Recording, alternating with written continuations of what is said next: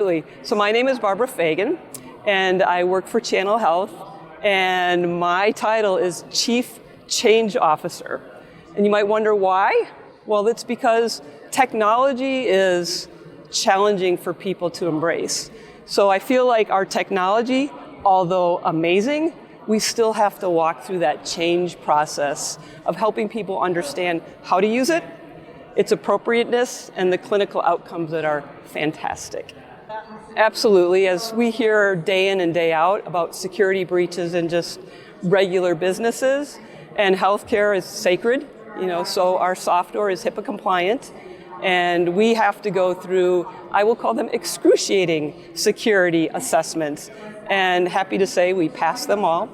I'd say the biggest barrier, and what we do is we deliver technology so that cardiac rehabs can reach and access more patients. So right now, less than 30% of patients who are eligible to attend cardiac rehab actually attend. And there's barriers. I mean, you talk about technology as a barrier. The barriers to attending on-site cardiac rehab is long. Transportation issues, inconvenient class times, high copays. Those are just an example. So what we did at Channel Health is we created a software platform that allows programs to reach and access patients outside of the bricks and mortar. And so that's pretty exciting. And people are starting to embrace it. I will say COVID, as bad as it was a wonderful introduction for most people into technology. Well, we're still working on it. We know that during the public health emergency, that home-based or remote cardiac rehab virtual sessions that must be real-time, two-way audio-visual are currently reimbursed using a 93797 code, which is a cardiac rehab code without continuous ECG monitoring, through the end of the public health emergency. The 2023 regs just came out for the outpatient prospective payment system, which we asked for virtual direct physician supervision, which means for a hospital such as a critical access hospital that doesn't always have a physician in place, could have, I say the word could have, continued to run their programs by having the physician be available through two-way audiovisual. Those regs just came out last Tuesday, and they did not provide that for us.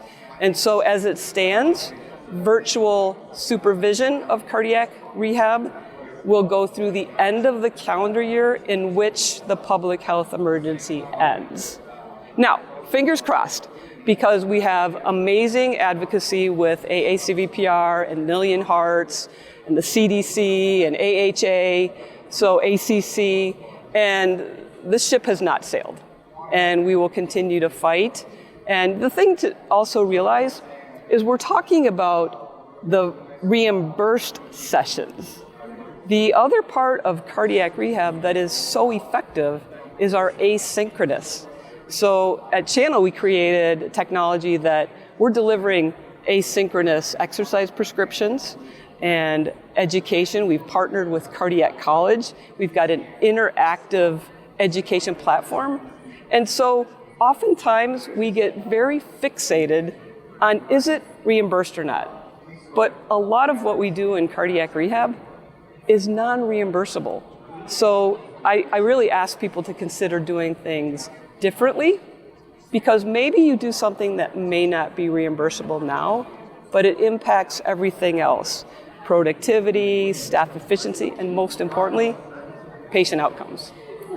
And AACVPR has a strategy to really look at inclusion and equity in cardiac rehab. It's been something I think we've struggled with for a very long time. And now as you introduce technology and you have what we call cardiac rehab deserts, where patients just can't make that 2-hour drive to a bricks and mortar cardiac rehab. So technology really built around what I would call a hybrid program.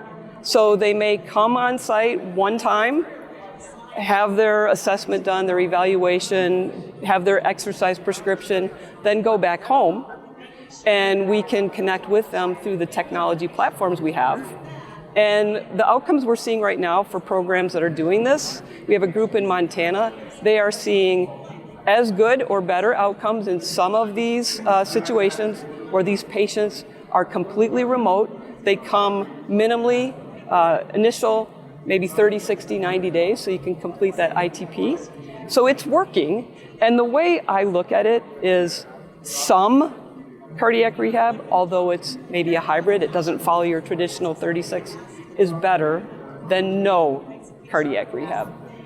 In terms of equity and inclusion in like technology, what we've found is that most people, even in a lower socioeconomic group, have a smartphone.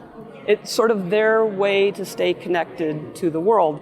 And there is a study happening at Henry Ford where they're looking, and now I'm going to forget the name of it, but they are looking at equity in technology. They have one of the lowest socioeconomic communities, and they're still 70 to 80% technology savvy, or have it.